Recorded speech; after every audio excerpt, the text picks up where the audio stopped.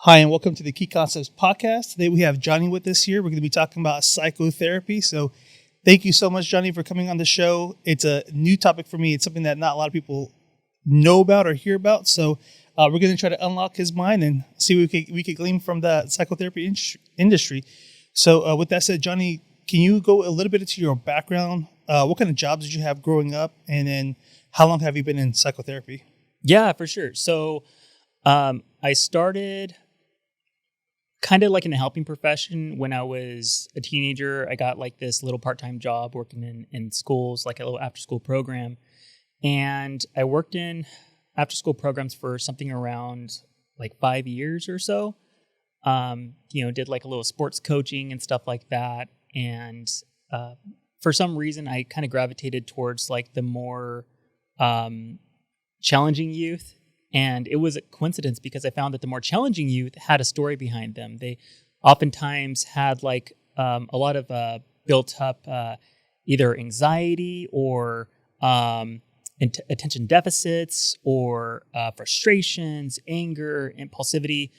And the athletics were like a great opportunity for them to kind of like apply that energy towards a positive outlet.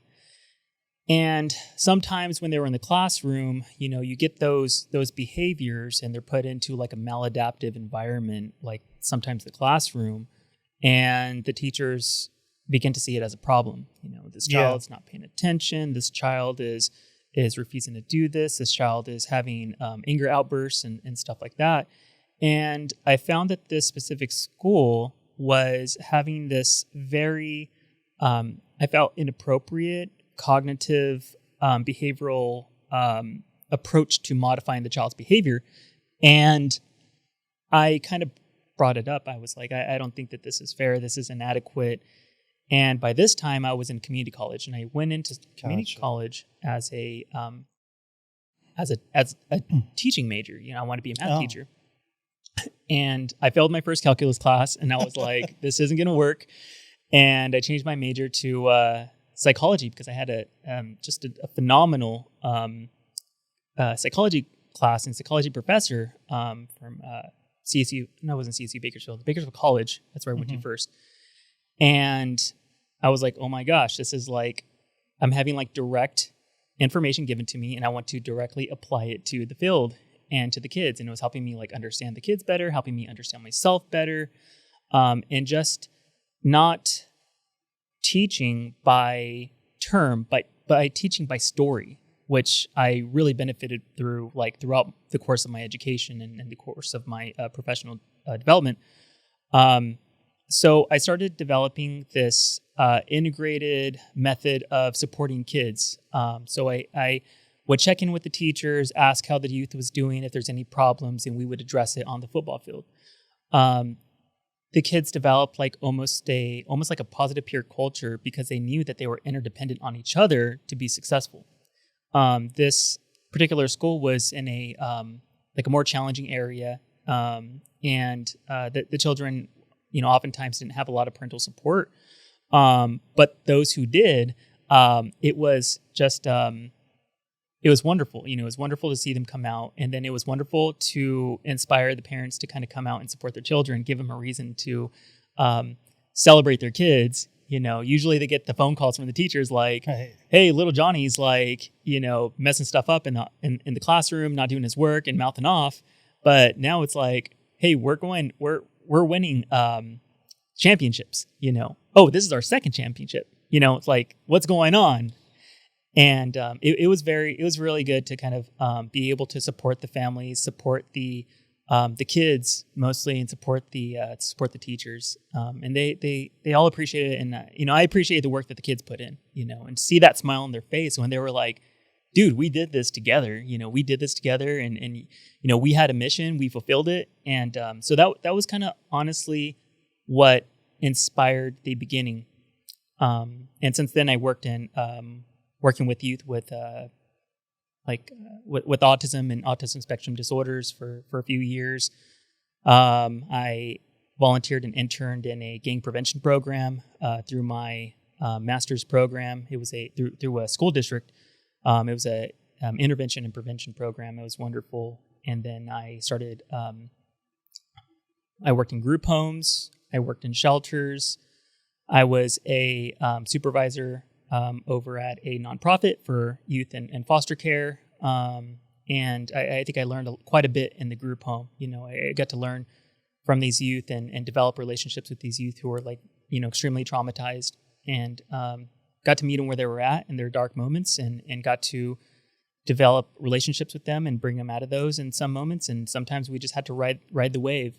And, I appreciated those moments and their trust they gave to me, and the opportunities they gave me to learn from them. But yeah, so I did that. And then I went to Sac County Child Welfare, and that's where I met your wife, and we worked in the same program, and we were frequently, intervening with high needs youth in very, high risk situations. And the program honestly wouldn't have been able to keep those kids safe without, workers like, your wife and very dedicated workers. And, very much appreciate, those people. It's very inspiring. And so while I was doing that, I was a social worker and a supervisor for 5 years, and for the county. And while I was doing that, I was also working on my clinical experience, and I volunteered for almost about 2.5, 3 years at the Gender Health Center. So I volunteered as a psychotherapist on my days off from work to give narrative therapy to members of the LGBTQ community, primarily the trans community, to address, support them and address any symptoms of anxiety, depression, so that's what I kind of specialized in. And, had some really interesting findings from that work about how the problems aren't necessarily internal. They're not the person, they're not internal to the person, but they're the effects of the problem. People sometimes internalize them. But there's a lot of problems in the community that affect the person. And for sure. Yeah. Yeah. So that was very, very, very eye-opening, very moving. And then come to 2020. So I finished my clinical experience in 2019. I began to prepare for the clinical exam. I passed the clinical exam in 2021, and I've been in private practice probably since early 2020. Wow. Yeah. So a couple years now, like three going on the 4. Mm-hmm. So the one thing that kind of stood out to me in your journey is that from being a sports coach, it kind of seems like it started from there. You're helping the youth in need, and you're identifying areas of opportunities for them. And throughout that experience, it kind of made you realize, like, this is something that I really like. And so for someone else that's kind of going through a similar journey, if they're a sports coach or in a position where they're working with youth, for example, and they end up finding that work, it sounds like psychology is kind of like that area that will help them improve the way they interact with kids.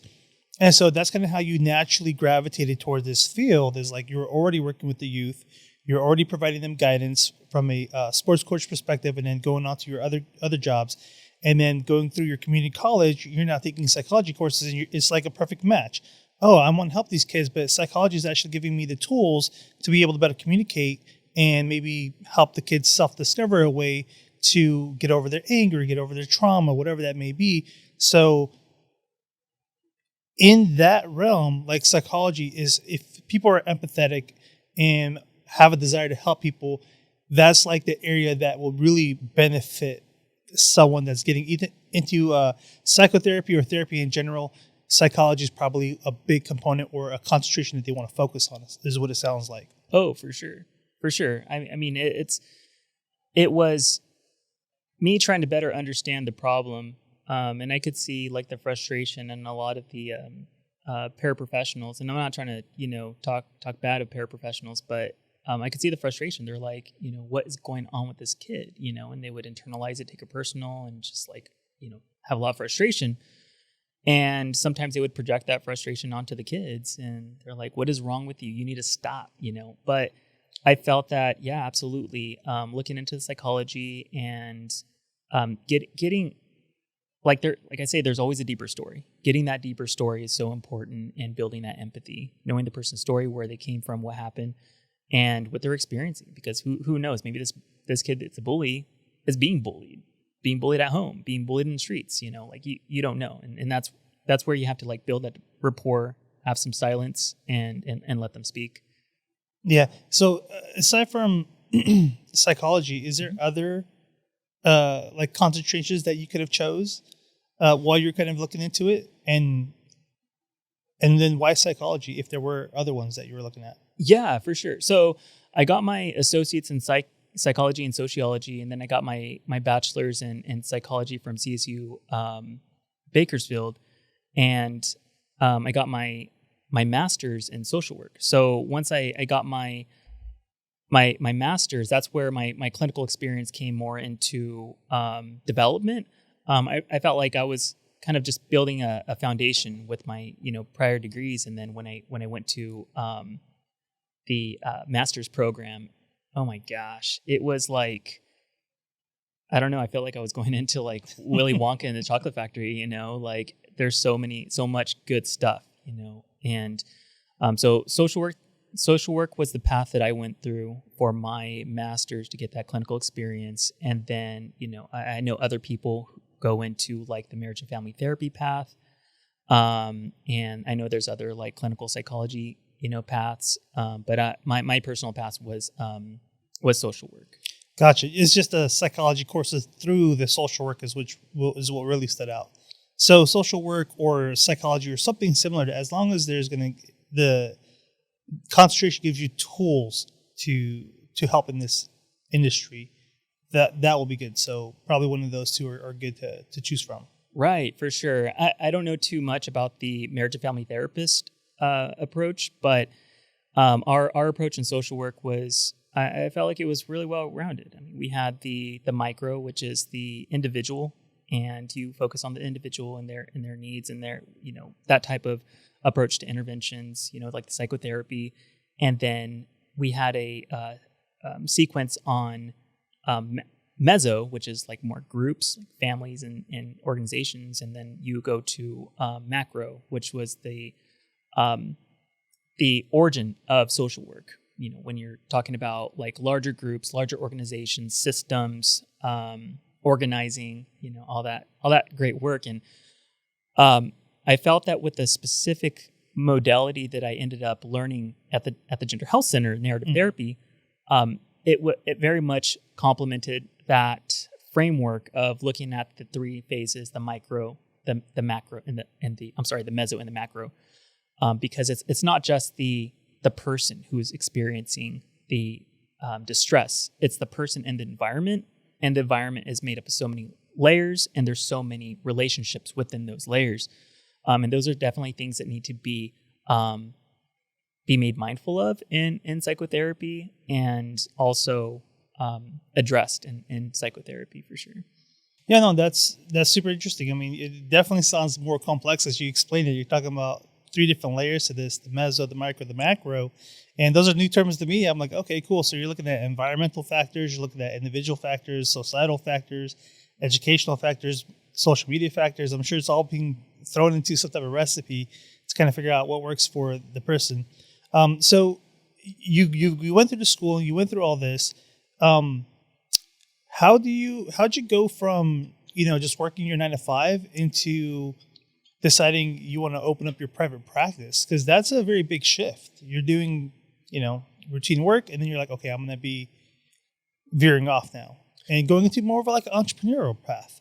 Right. So after I served my 5 years in county child welfare, I moved on to working for the state as an analyst.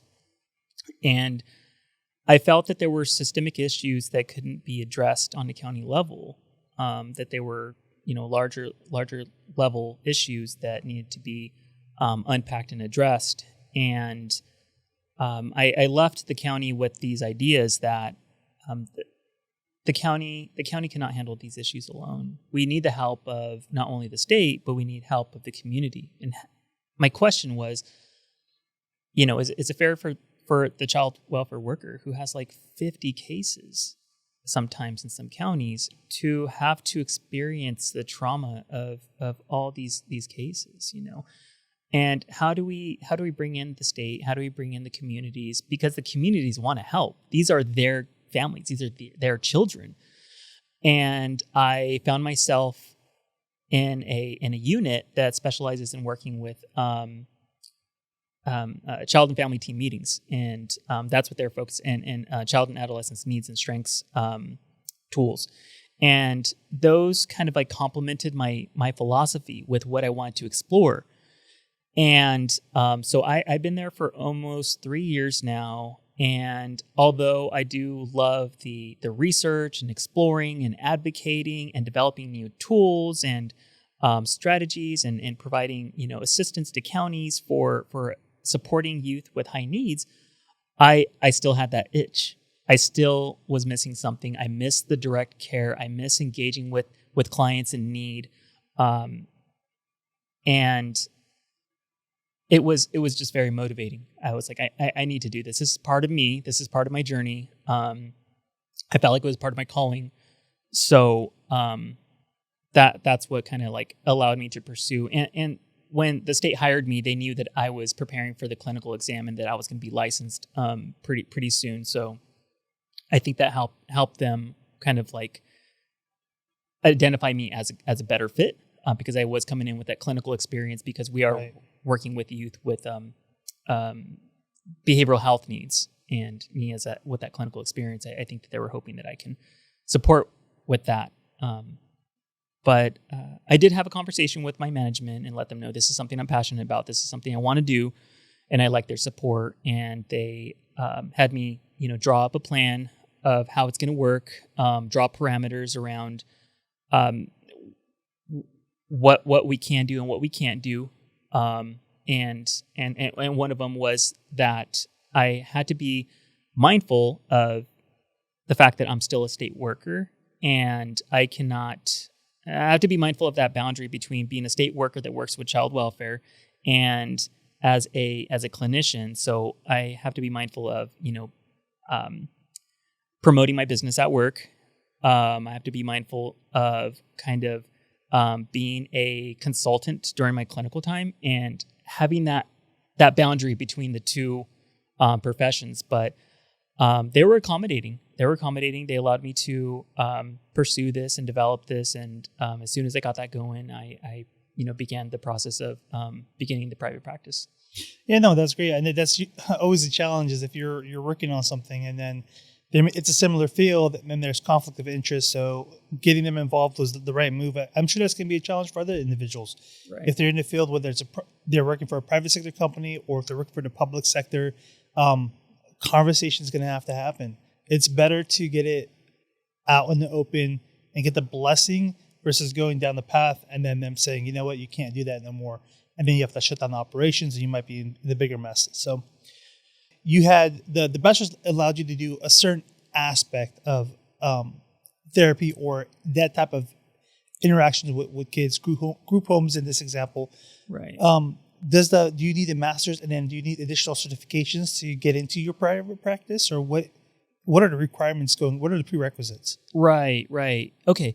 Yeah. Thank you. So for when I got my master's, I'm not sure what other people were doing at that time, what other people do with their masters. I know that once you get your associates, so you register as a associate clinical social worker, you're working under somebody else's license, potentially kind of like building your, back whenever I was working on my clinical experience, you have to get 3,200 hours of supervised clinical experience.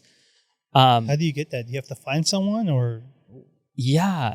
So some of it is like case management, and some of it is psychotherapy. And that psychotherapy experience can be challenging to find somebody to support you with. And that's where I volunteered at the Gender Health Center, and I came. Oh, okay. So there's probably like programs out there that you could probably the nonprofits. That's the way to get that experience. Apply for, if you don't have a direct contact, that's a good place to start to be able to get that those hours fulfilled to hit that checkbox. Right. Yeah. And I know that there were different mental health programs that would support our youth in foster care that were supporting some of these workers. Like they had their either master's or their degree in either their MFT or their MSW, Master's in Social Work. And they were working towards getting that clinical experience so that they can be licensed. And they found those clinical opportunities in some of these mental health programs, whether they're through mental health agencies that do like in-home based therapy, clinical experience, clinical services for foster youth. I know that that's a pretty big industry. Generally, I think that probably most people would find a profession that they can get into that would support them getting that clinical experience. I know that there are some social workers that right when they get their master's and get their they call it their associate number, with the Board of Behavioral Sciences will you have to register it. You have to go to and you got to register your certification, or do you got to take an exam, or how do you do that? Right, just a certification with the Board of Behavioral Sciences, and then they'll it's kind of tricky because I don't recall if it's after the first year of accumulating hours, you have to pass a law and ethics exam. Nice. So you do have to take an exam, but it's not initially. It's after, I believe, the first year. I don't know if the law's changed since 2020. But that's what you had to do. You had to go take that and pass that exam. Right. Yeah, and that was challenging for me. That was challenging for me because as a social worker in practice, I felt that I had like a pretty good understanding of, I know what the law is, but what you think the law is isn't necessarily what the state law is. If you know county child welfare, or the practices of your agency, your nonprofit, that's not always going to mesh well with what the state wants you to know. So I actually had to take it 3 times. Yeah. That's brutal. It was very brutal. And I was like, it was just like a crazy mind game for me. And so one day I just took a whole week off work and I just sat down and just crammed. And I was like, okay, this is what the state wants me to know. And so I mean, I had a great program. It was the Therapist Development Center. I think it's a pretty popular training program, and it was good. They had like handouts, mock tests, audio recordings. It was very helpful. But I think it was like the value issue, because in my practice, we really value the person's self-determination, honor their values, and there are some things in the state requirements that kind of you really question, is this the right way to go? Could this cause more harm than safety in some situations? So that was a challenge. That was a challenge for me. But yeah, that's one exam that we had to do before getting fully licensed. And I feel like I chose the hardest possible path of getting my experience because I continued to work full time as a social worker and a supervisor while I was getting my clinical experience. So I was like working almost 7 days a week because I would volunteer at the Gender Health Center 2 days a week, and I would try to, pack my schedule, make sure I, was able to help as many people as I can and do the hours and everything. And that was a rough 2.5 years. Yeah. I bet. I mean, but the thing there is that if there's a will, there's a way. If you need it and you're gonna go for it, you're gonna fit into your schedule, whether you're working 90 hours a week or whatever the case may be. Right. But that's good to know. So you do need some level of hours and supervision before you can get certified. And so that's one of the prerequisites to getting your certification, which then unlocks your ability to open up a private practice. Right. So how long was that exam? It sounds like it's like a couple hours at least, 4, 5, 6. Is it like the bar where you're in there for like almost 3 days? Yeah. So the law and ethics exam initially, I believe it was like 90 minutes or so. Wasn't too bad, hour and a half. But the clinical exam, It was, I want to say, oh my gosh, I don't remember. I want to say it was almost 3 hours. I want to say either 2 or 3 hours. About 3 hours is where my brain starts overheating, and I started losing brain cells. So that's the sweet spot for me. I can't really focus after 3 hours of like direct concentration. Right. So yeah, those two, the Barton ethics, and then the clinical exam. So do you need the masters? Yeah, you do. You have to get the masters. Yeah. Gotcha. To become a licensed clinical social worker, you do need the masters. You need the masters, and you need the hours, and you have to have your supervisor certify your hours, and the Board of Behavioral Sciences will sign off, approve you to sit for the exam. And I actually took the exam during COVID. I passed it in February 2021. So like COVID was still kind of at its prime, still at the peak of it. Yeah. Right. So, you've now been doing this for a little while. So without going into any specific example, because I don't want to break any confidentiality, but what is a general day like for you when you're working in your practice? Is it what are some of the easier cases generally, and what are some of the harder cases generally? That's so generally I will begin my day, with you got to do self-care, you got to go and take care of yourself, go to the gym, do whatever you got to do to take care of yourself, spend time with your loved ones, your pups, whatever. And then, I start my analyst work. So I'll check in with my team and start working on my projects, quickly review my schedule for clients. On my breaks, I'll go ahead and do some check-ins, send out. So all my work is through telehealth, and which is nice. I think it's nice for me. It's nice for my clients I work with. It's kind of takes away from that anxiety of being in the waiting room, like looking at the other people. It's like, oh, I wonder what's going on with them. Yeah, it's kind of cool. And so come close to the end of my work day, what I'll do is I'll prepare the links for the feedback informed treatment, which is a tool that I use, and the links to the kind of like a reminder link, because my platform Erase sends the links. So it's just kind of like a reminder link to the actual session. And then I'll jump into it, have the sessions. And I would say in terms of the challenges with working with different clients, I think that maybe not the challenges, but what are some of the easy wins? Like, oh, they just wanted someone to talk to, versus, oh, this person could be potential suicidal, and it's you really got to talk them off the ledge. Right. Or is that exactly what I did? That is exactly pretty much it. Yeah, that is pretty much it. Yeah, I mean, some of the younger youth that I've worked with, they're still in development, and they're still kind of like developing their character, and they sometimes just want to run some ideas by you. Young adults are typically kind of, actually most people are kind of really nice to work with.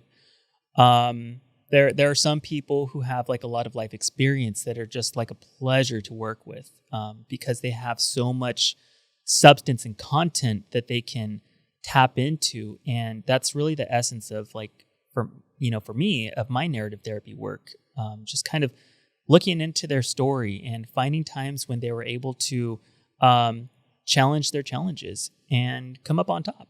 And what does that say about them? What does it mean? Like, what kind of values did it take? And what kind of, what does it say about you?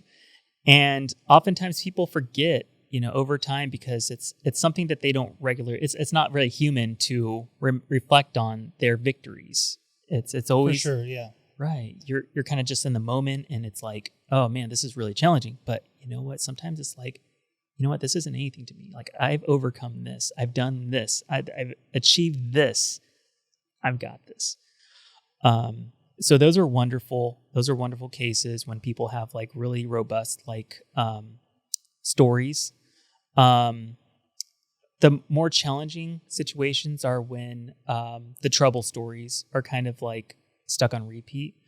And what I mean by that is that not necessarily that it's the story that they're telling, but it's the story of their lived experience. And it's the lived experience that's constantly coming back to tell them that they're not worthy, for example. And it's challenging. Typically, these are your cases of clients who've been traumatized, abused, and it's really those are kind of hard work, not just for the therapist, but for the client too. I mean, it takes a lot of a person to dig in and go and be in a very uncomfortable place, a place that you don't want to talk about, but the place that always tries to bring you back because it's kind of stuck on that repeat. So those are more taxing, emotionally, psychologically on the person. I want to say two things because you sparked an idea. I know even for myself, right? I'm my biggest critic, and I know there's times where I don't know what even value I bring. I don't know what I'm good at. I don't know what my skill sets are, and I always kind of have that contemplation, like, okay, what value am I offering my community or to my marriage or for whatever, right? So there's always that self-doubt, and I know that I'm always my biggest critic, and I know I'm not perfect. So in some of those sessions, that's really great when they have those robust stories where you're able to highlight their successes and remind them, like, okay, you did do that.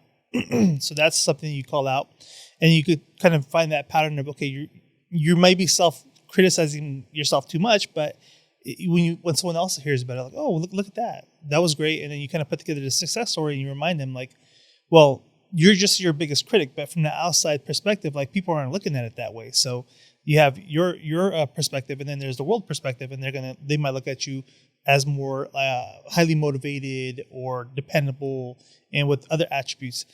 So that's great to be able to shine that light and show that separation.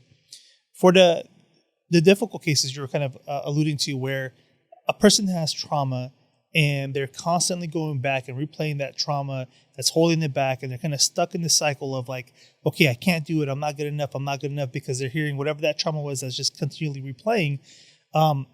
That for sure has got to be crazy, because how do you get someone to relive their trauma but then have a different experience and walk away with looking at it in a positive light and making learning something from it to be able to maybe share back with the community or give back to someone or share their testimony on, like, how they overcame that trauma? Like, how do you break out of that cycle? That could be super daunting. Yeah, absolutely. And just want to say that when you were talking about, like, taking others' considerations, like, whenever you're so critical of yourself and looking from that perspective and hovering on that, that's very narrative. So I thought that was really cool. That's what I was like, that's really cool.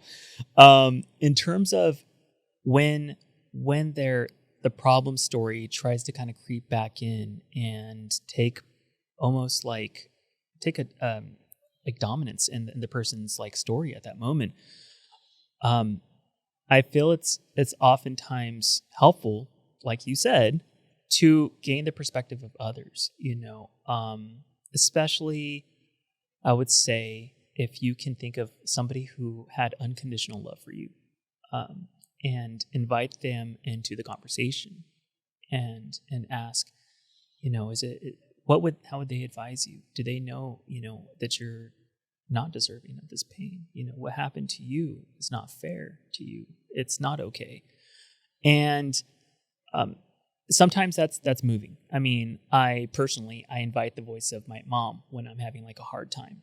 And just remember that the unconditional love she had for me, the dedication she had for me through, like, all the hard times, and the message that she kind of, like, had for me constantly throughout my life was that, you deserve the best, you're okay, you're enough. And she would say, just be a good boy, Johnny.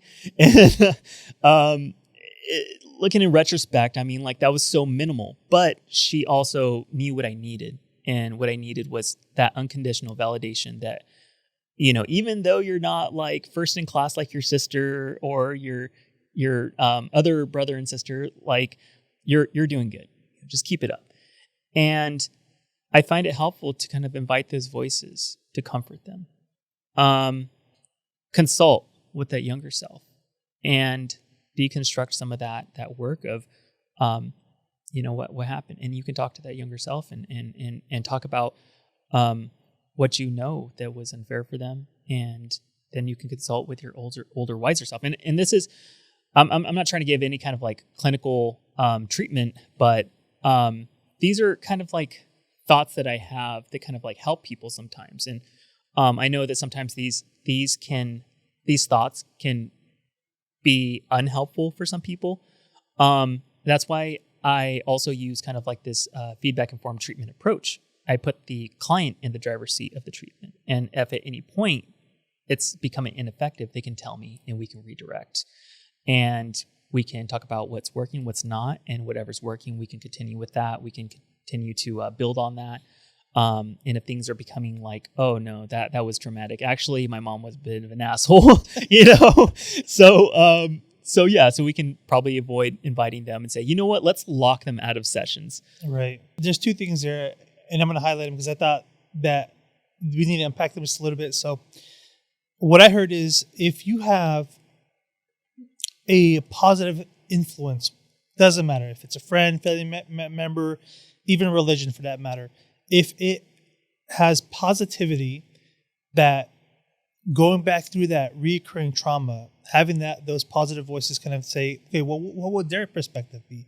How would they look at my trauma, and what could they consult or guide me in that time with what I know today? And then when that trauma relives or returns, you now have other players that are kind of helping you get out of that trauma or speaking truth to the negativity of whatever situation that was. So there's that aspect of it. And then there's the other thing that you alluded to, where if me today versus my younger self, like I'm very much more wiser, self-aware, and understand my flaws and my weaknesses and my strengths. So going back and being my own counselor, if I'm reliving a trauma from my younger self, as an example, I can give myself advice and console myself of my younger version. So now it's an inner dialogue of, hey, this is what happened. I know this story, but me today being whether I'm going to take the parent role, the counselor role, the therapist role, I'm going to console myself and give and speak truth of what I should have been told, or what should have happened to me, and comfort my younger self so that I can kind of close that gap and kind of get over it and close that chapter, so I can have peace and say, okay, well, at least my older self was there to, psychologically, mentally comfort the trauma or situation that I was in, so I could have peace, essentially. So right, those are good tactics. I'm not saying that's perfect solution, and to your point, like some people might not like it, but I know even I've had thoughts about, man, what would it have been like when I was younger, when this happened or that happened, or luckily for me, the issues, I'm sure everybody has issues with somebody, right, or something. In my 20s, I was able to talk to my dad about certain things that once I was a little bit older, and kind of ask, hey man, why'd you do this or why'd you do that, and not everybody gets that chance, but I was able to kind of get through some of the things that were bothering me, and once I had that conversation, like a huge weight lifted off my shoulder. I was like, man, I don't have to ever think about this no more, So it allowed me to overcome those things that I always just kind of thought or had those perceptions about my dad. But then I humanized them because I'm like, he's just a person, and people are going to make mistakes. And so when I got older, I saw like my dad in a different version. Growing up, he was my hero, right? I looked at him. He was my role model. And then in my teens, he was my compass, my guide. I was like, direction. And then in my 20s, and 30s is more like, okay, my father of my growing up and my father of my teens, my father of my 20s was very strong, stoic. And so, I looked at him for as a reference point. And in my 30s, it kind of shifted into, now that I'm a parent and have my own kids, and I'm looking at him like, okay, now I have really a good comparison. And so I take snapshots, compartmentalize it, and this is like different versions of my dad growing up. And so being able to talk to him in my 20s, I think helped me better, I guess, let go of things that maybe I didn't go my way growing up, and then just kind of go basically humanize them, and then just kind of have a more of a friendship relationship with them.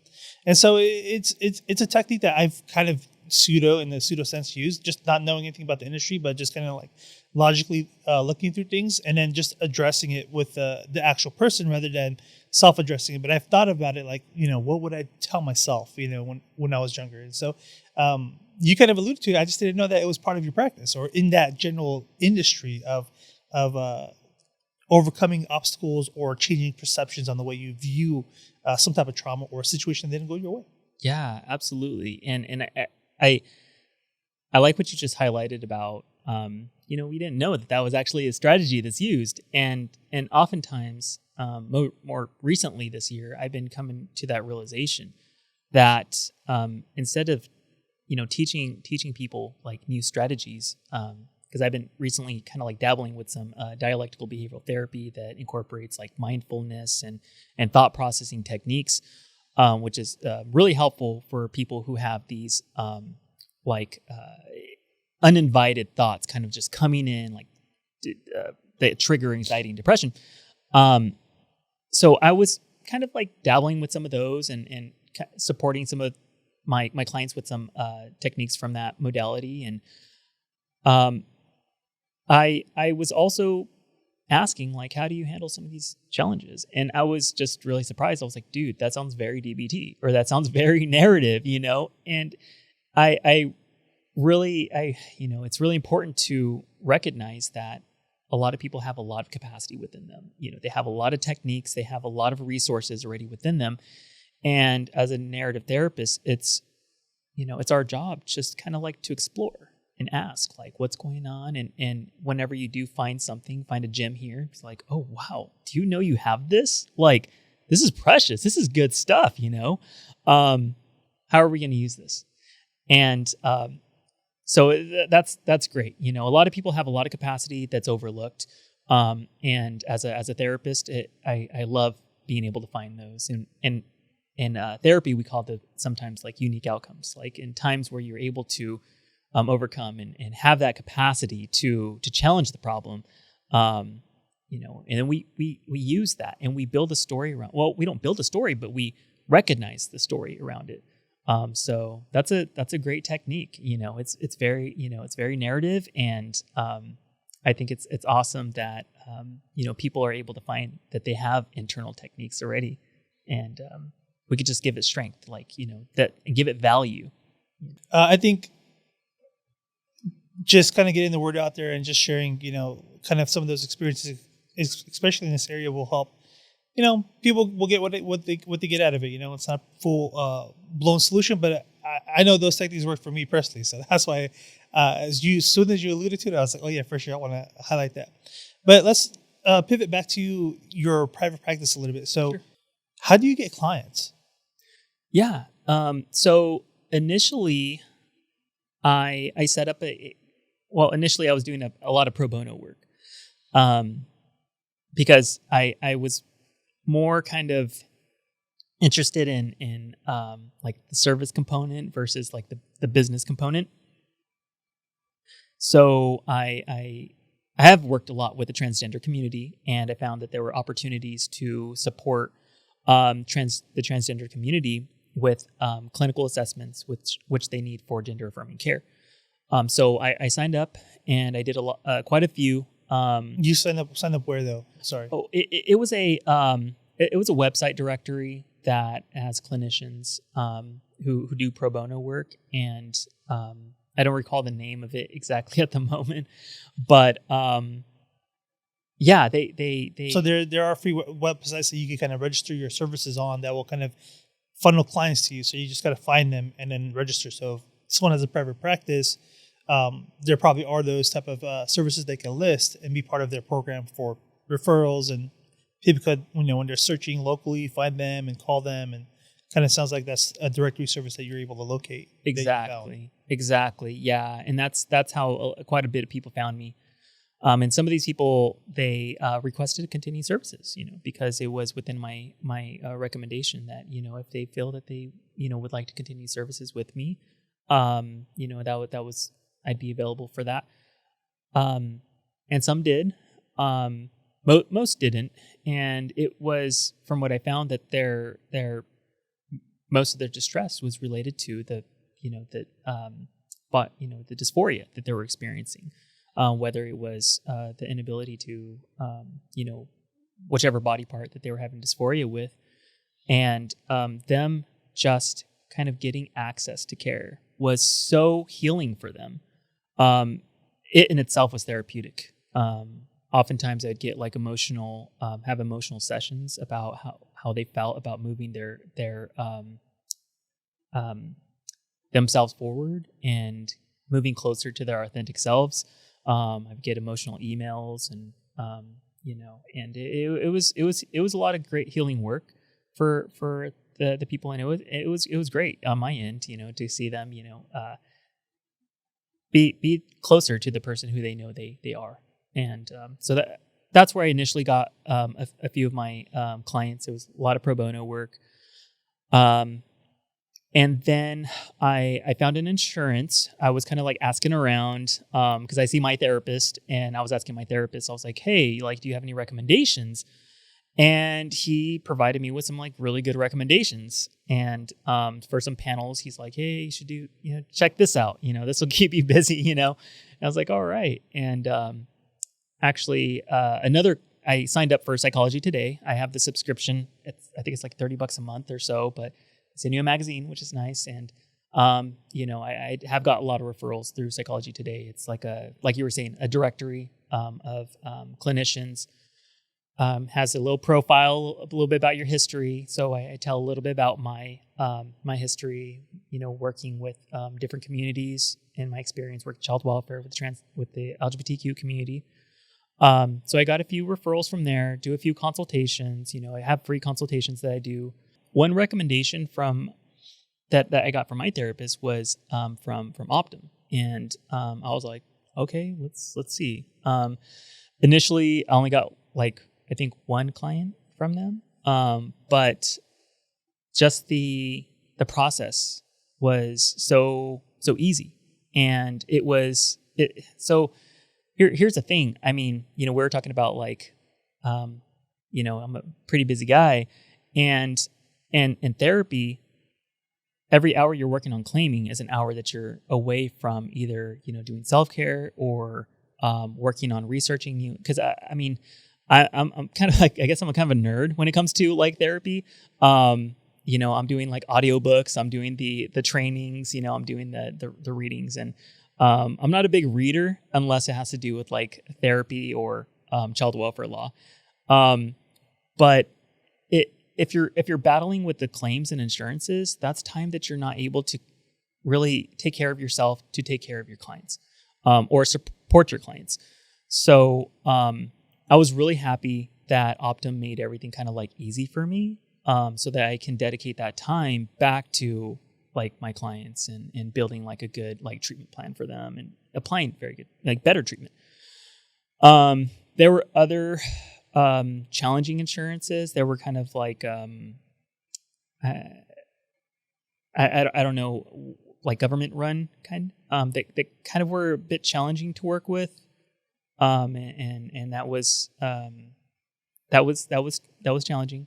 But I felt like I got really blessed because my therapist also recommended going in for an EAP, working with an EAP, employee assistance program, and I signed up, and it was very, very easy. I was like, this can't be it. It can't be this easy, And once again, it was one of those experiences where it was, so beneficial to have this seamless experience with the insurance or the payer, with the plan, EAP and Optum, where I was able to apply more time and more energy to caring for the clients and giving them services.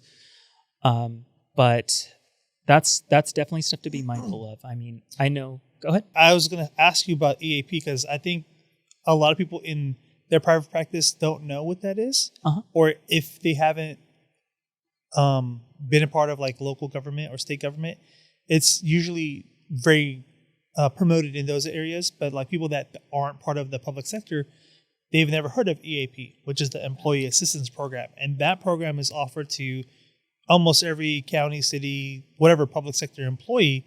So if you register with their employee assistance programs and you have a private practice, that's going to get you a lot of clients that are going to come your way, because the insurance of the employee is covered by the public sector. So whether they actually need it, don't need it, they're not getting charged for it. The insurance is going to pay for it. So they'll be more proactive about seeking therapy because they know they're not going to have to come out of pocket for those high expenses. So it's a really good program to participate in. But how did you sign up? What's the sign up process like? Is there a website you go to, or what do you do? Gosh, yeah. So this particular EAP program that I signed up for was through a health organization, and it was like large organization of like local hospitals, and I called their providers relations line, and I was pretty much in disbelief because I put in a phone call that same day. I think it was the same day, if not the next. They sent me the application paperwork. Nice. I sent over the paperwork, and within a week, I was getting referrals.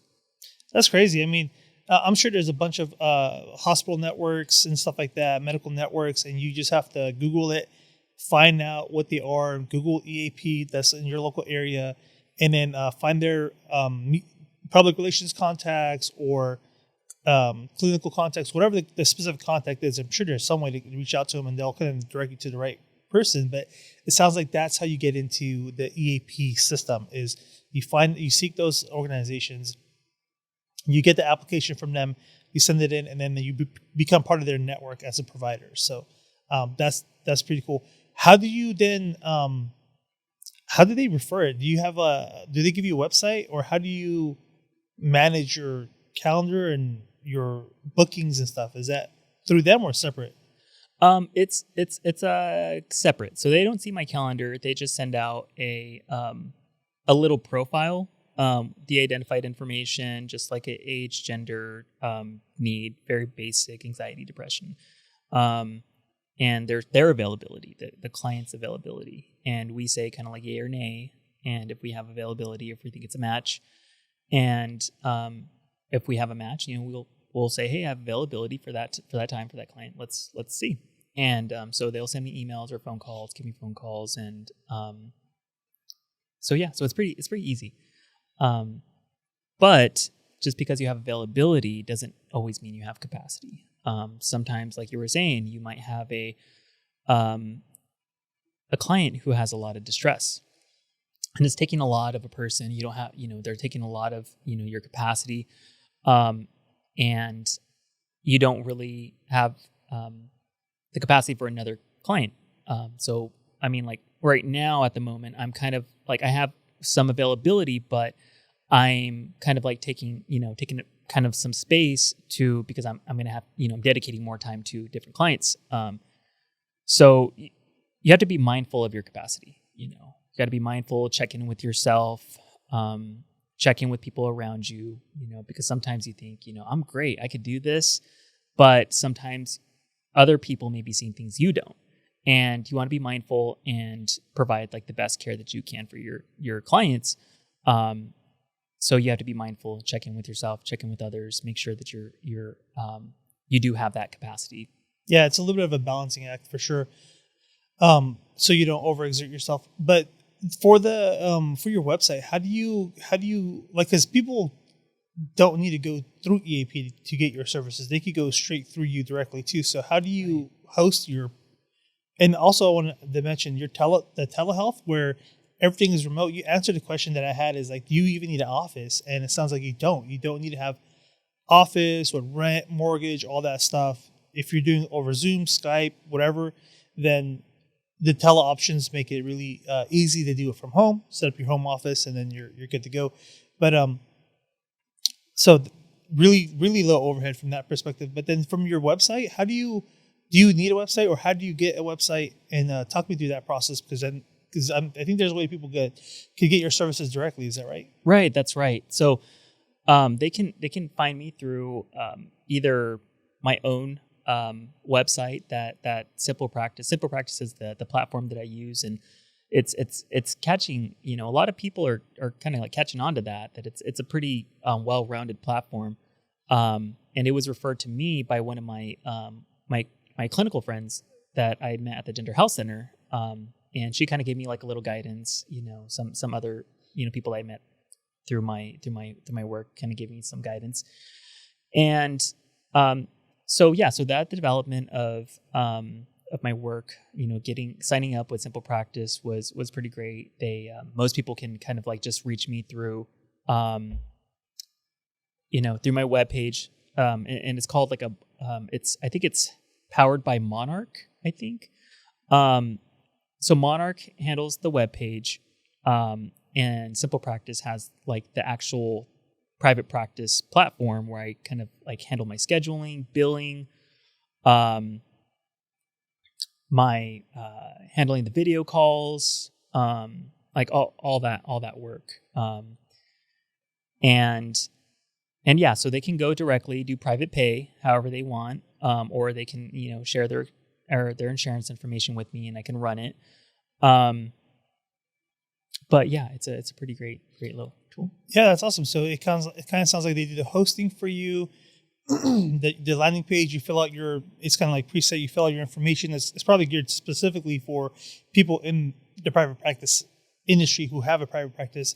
It just simplifies everything. People can either the insurances, or their self-pay. It kind of like integrates all of that so that you're not having to manage a website. You're not having to do updates. You're not having to do all of this additional overhead so that you can still market yourself and just use that software as a service platform. And then you don't have to think about it. You just pay for whatever your monthly subscription fee is and you get listed. And then that's how people. So what is your website that people can find you at? If you look up Monarch johnnycuestaslcsw, you'd be able to find me. Okay, I'm gonna get it from you later on. I'm gonna so I can put it on the screen or drop it in the description below, so sure people can find you if you want. So yeah, that's cool. Good for that. Do you need any? Do you need what do you do for like insurance? I mean, I'm sure you have a private practice. Is it the same insurance that doctors have, or what insurance do you have for liability? Yeah, typically they need to get some. They have the malpractice insurance, and that's something that I've had since I was an associate, and just kind of like kept up with it. Make sure it's the appropriate one for the for the industry. Yeah, industry, right? There was some insurances, or I'm sorry, some providers panels request a specific notation that this insurance applies to telehealth, and some insurances don't. They have to kind of like write a formal letter and stuff like that, right? Yes, in addition, this does in fact cover telehealth. But yes, yeah, I do have to have the insurance. Have to pay my regional taxes. Have like that tax ID. And go through all those motions. Yeah, it's a lot of homework, but you have to kind of like chip away at it. Yeah. No, but I think the big boulders are kind of out of your way. So most people don't know how to be part of EAP, a program like that. Don't know how to host their website and maintain it. They think it's going to be super expensive to get into it, but probably for a couple $100 in subscription fees, whether they're publications, magazines, the website that you mentioned, and they kind of take care of all that for you. The rest of it is, they're going to now refer customers, and you're on your way with your private practice. So from getting your schooling, your certifications, to being in the industry, learning techniques, to now running your private practice, it's like that whole end-to-end process. And then at the private practice piece, I think the biggest takeaway there is that it's not super expensive to run your private practice once you're certified, have your insurances in place. Yeah, no, that's right. I mean, like now that I'm in practice, it's not too costly. I mean, the overhead isn't too much. I mean, I do have an office space that I can use, lease it on an hourly basis. It's like a shared space. And that's kind of like my like a backup if you ever. I didn't even think about that. Right. So there are places if you needed an office and wanted to offer that, you could find like a hoteling type of system where you book it for an hour, 2 hours, you have your session, and then you just got to figure out your margins at that point. Right. What are you getting from the insurance? What is it costing you to book this for an hour or two? And is the profit margins there to make it work? Or do you just want to do it to get your name out there for referrals? And so there's probably offices that you could look up to just do specifically that. So that's another good avenue to look at it from an in-office perspective, because you were saying earlier, some insurances don't do telehealth. So you might have to do it in person. Right. Yeah, exactly. And so I have that like option, that space. It's my virtual office address. And that's the address I use for most of my documentation. And I have like office space there. So that's a monthly cost. And then, I have my Simple Practice subscription, and then I have my subscription for my Psychology Today.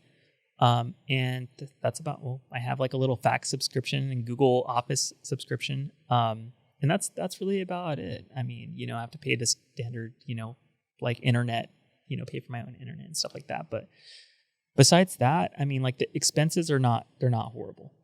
For sure. Yeah. But the expenses to get licensed, I mean, it took quite a bit of commitment, the time and energy, and it took a lot. It took quite a bit. So that kind of brings me to the question that I wanted to ask you at the very beginning is, if you had to do it all over again, would you do anything differently? Yeah. So I think that something that could be helpful to others is probably finding a place that you can get it all done in. So like I was saying earlier, there's some industries for clinics that provide mental health services to different youth, or, they're nonprofits. Maybe they work with child welfare, because I was exposed to, I worked in child welfare, and I saw a lot of these clinicians who would come in and they'd be working on their clinical experience. They were doing all that there, so if you can find a way to make your life easier, do it. But I kind of wasn't like that. Like when I was in grad school, I was, going to school full time. I had my part-time internship, and I was working full time, doing overnights at the shelter and weekends at the shelter, because I really wanted to get that legitimate experience. I just didn't want to get half experience. I want to get the whole thing, and I want to get this lived experience. And that's kind of like the mentality I went with into getting my clinical experience. I really wanted to get this like genuine experience. And I really wanted to understand child welfare. I really wanted to understand these macro systems in child welfare, which I felt like I got like a really great experience in. I mean, for people who are more kind of rational, make your life easy. Just find a place that'll do it all for you. Whether that's working in a psychiatric hospital or a group home.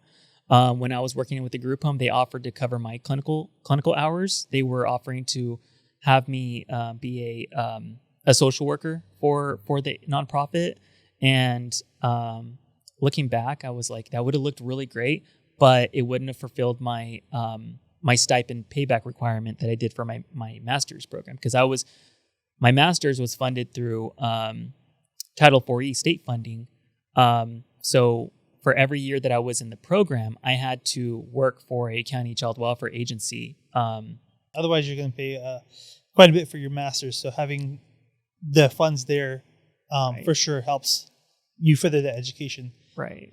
But yeah, to your point, if someone has the luxury of doing it all from one program or one location or one workplace, nonprofit, whatever that can be, so they're not having to get hours from here and get hours from this other place, or certification, requirements met another way, right, then you don't have to travel or jump around. It definitely is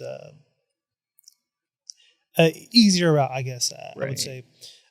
Aside from that, is there anything else that you would do differently, or potentially that if you were to do it all over again?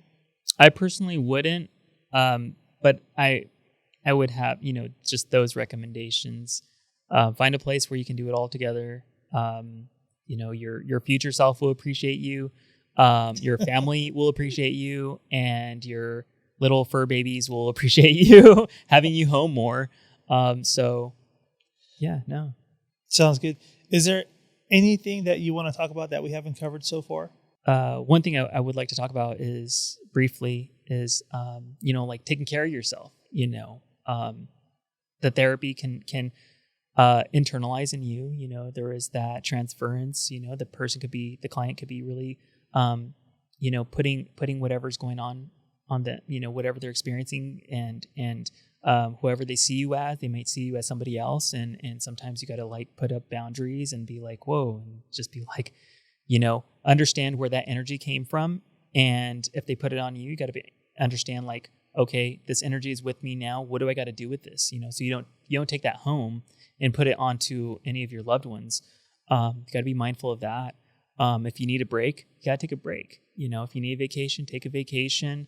If you need extra support, do a safety plan. Reach out to external resources, make that case change recommendation. But just have some grace on yourself. Like, there's no perfect clinician. I'm still pretty new in the work, even though I've had years of working with kids in schools and child welfare with all kinds of trauma. And for my personal story, I was in child welfare. I was a foster kid at once too. And, so with all that experience, still have some grace. Things are going to get challenging, and just be kind to yourself. Yeah, you make a great point. And I don't think we highlighted it earlier, but you just did, is that when you're working with people with trauma in these situations, that can oftentimes be projected onto you, or even their energy, like if they are dealing with it a lot and the story is so sad and you're constantly hearing these sad stories, at some point your world lens changes to this like a filter of trauma, essentially. So you have to kind of step back and filter in some positivity, so you balance out the negativity that you're getting from all your clients, because at the end of the day, we're all human, right? So our interactions are going to vibe and rub off on one another. And so people in the private practice industry that are doing telehealth or healthcare or therapy, that self-care is going to be important, so that if you take care of yourself, you'll be able to help other people take care of themselves as well. Because worst thing is you burn yourself out, or you get into this place where you don't want to do it no more, or it ends up being too much because you can't balance it. And then not only do you stop, but then you don't also provide a service to people who are also in need. So that balancing act, you said there's got to be a safety plan. Create that's really good for people that are going to be in the industry. Is like, hey, if you start seeing these identifiers of maybe you're starting to lose sleep, or maybe you're starting to not eat, or other things, then maybe you hit a few checkbox, you enact your safety plan and say, okay, gym, water, sleep, therapy for yourself, whatever that may be, to release some of the stress. Go have, hang out with good friends, people that you've seen, and then that way you can kind of reset, essentially, right, and then continue back with your practice. So it kind of sounds like you mentioned it a few times, but gym, sleep, loved ones, your fur babies. I'm assuming they're dogs or cats or something like that. So yeah, absolutely, and it's so important to be connected with that community, to have people in your network that you can, after you come out of, secondary trauma is real. Hearing a story, it can affect you, and being able to, disengage and go and find your community, find that sense of family, that sense of community, and remember, what you're all about. Remember who you are, and get reacquainted with yourself. That's so important. For me, what's also important, what's helpful is, I do like Brazilian jiu-jitsu, And that's honestly, sometimes I'll come in, whether I'm just like exhausted or like super, having like an okay day. Whenever you're kind of like fighting for your body, it's like, don't take my arm. It helps silence the mind. It helps silence the mind, give it that ability to reboot. And, the neurochemical, you get all like the neurochemical feel good drugs, natural endorphins and all. But also it really helps to get you back to baseline. And that is so healing. I appreciate my gym's community that they have and everything that they give to me. I mean, like, I know for some it's just kind of like recreational, but for some that spaces, it's healing. Some of those spaces with your friends and your whatever it is for self-care, those spaces are sacred. They're important to you. If there is time where you're feeling like, oh, you know what, I can put this aside. I can, cancel this meetup so that I can see another client. You got to be mindful of, and honor, like, what is that? Like, what does that mean to you? Like, who is that community to you? Who is that? So, remember what's fair to you. You are deserving of time. You, although you want to be a kind-hearted person, that's great, but you need to take care of yourself too. Yeah, I mean, I never heard the term secondary trauma until you just said it just now, but that captures it perfectly. That's exactly what you got to watch out for in the people that are in this type of private practice or in the field of therapy, or they're communicating with a lot of people that have similar traumas. Secondhand trauma could be a true thing for sure. Absolutely. I mean, people in the general population, they call it people that are toxic or whatever, but that's probably like a form of it, right? It's just people that have trauma, and that if you're around that, you kind of start getting inundated, and people start feeling that pressure being put on them. But I mean, gym is also always a great outlet for stress. You said it quiets the mind. I know for me, sometimes I play video game because then I get like sucked into games, and I have like a really strong addiction to it. Not like in a bad way, but I get it. My focus, like everything else, everything that I'm thinking about kind of shuts down. And I'm like zeroed in on the game, so I kind of use that as a de-stressor or a outlet for me sometimes. And, yeah, for sure. But then I also have to do a balancing act because I don't want to play too much games. So sometimes I delete the apps and just reinstall them, delete them, reinstall them. But that way I'm not. If it's on my phone, I'll just start playing them. So I just got to delete them when I find myself playing too much. But whatever that is, gym, whatever outlet that's going to be, meetups. You said. Hanging out with friends, so you kind of de-stress and reset. Like I think Brazilian Jiu-Jitsu or whatever that may be is a good outlet. But yeah, to your point, self-care super important, and that's a good highlight. I mean, I'm sure a lot of people that are going into the industry, like, how do you even prepare for that? They probably don't know, right? Even if you get mentored or do like a session with someone or in training, maybe you're not still getting that full impact of that secondhand trauma. So that for people that are getting into the industry, they have to really understand, can they even handle the secondhand trauma? Yes. Right. And so, I mean, I don't know if there's a good way to test that out going into the field, but I'm sure people will figure it out. I felt that like working in schools, that was a really good opportunity to kind of,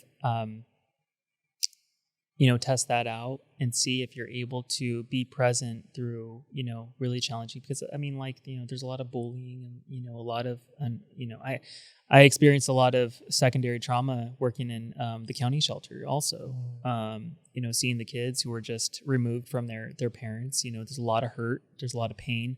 Also in working in gang prevention in schools, there was a lot. I mean, a lot of those youth were hurt, and some of them were even killed while I was they were on my caseload related to gang violence. And there's a lot of secondary trauma, and I think that's just kind of like looking for opportunity to serve you'll find a way. If you're gonna be in the helping profession, I mean, there's a lot of ways to volunteer in different areas, and you'll be able to see like if this is for you or if Exactly. it's not. Yeah. Yeah, that's really great. Yeah, through the volunteer programs, it's really good exposure. Maybe do that early on and just confirm before you go through all the schooling at the end and be like, oh, I got to change my whole direction. In clinical social work, I mean, there's a lot of different areas where people can apply their skills. I mean, particularly in social work itself. I mean, a lot of different environments that people can work in that are not so like high stress. Like, I mean, for example, in my experience right now as a analyst, I do a lot of like policy work and development of resources for foster youth. And I mean, my stress level is so low compared to where it was when I was working in child welfare. So, I mean, like that's one, if you go into policy is a place where you can, if the trauma becomes too much, policy is a place that's just one of many that's out there, where you can apply yourself still and be effective. I didn't think about the alternatives in that case where you go from the private practice or from the therapy side, and if the person can't really balance that out, then to your point, there's alternatives. There's so much in the industry. Right. You could go into something that's a little bit less intensive, or on the policy side where you're working on creating programs or speaking to different avenues that still help the community in different ways. And the stress level is going to be a lot lower. You're not going to get that secondhand trauma. But you're not going and redoing your school. You're not getting out of the industry. You're not going in just not helping people in general. You're just from a different area of therapy. You're kind of still supporting and driving change going forward. So that's a good fallback and a good alternative to what happens if you can't do it. Then here's your exit strategy to still do something. So I think that's great. Absolutely, and it's a big part of social work. I mean, macro that was the foundation. That was like the origin story of social work, working with communities. And there's a lot of, macro level work in different areas, state work, county work, city work. There's a lot of, some of that organizational opportunity out there. For sure. Is there anything else that you think would be good for the audience to know about? Or did we cover a good holistic piece of? I thought that was pretty good, and I appreciate you kind of, probing into the different areas. I thought that was like really, really helpful. So thank you. Well, thank you for coming on, Johnny. I hope the audience got something out of this. This one was about psychotherapy, a really interesting topic for me. So with that, thank you. Please like, share, subscribe, and we'll catch you on the next one. Take care. Awesome. Thank you.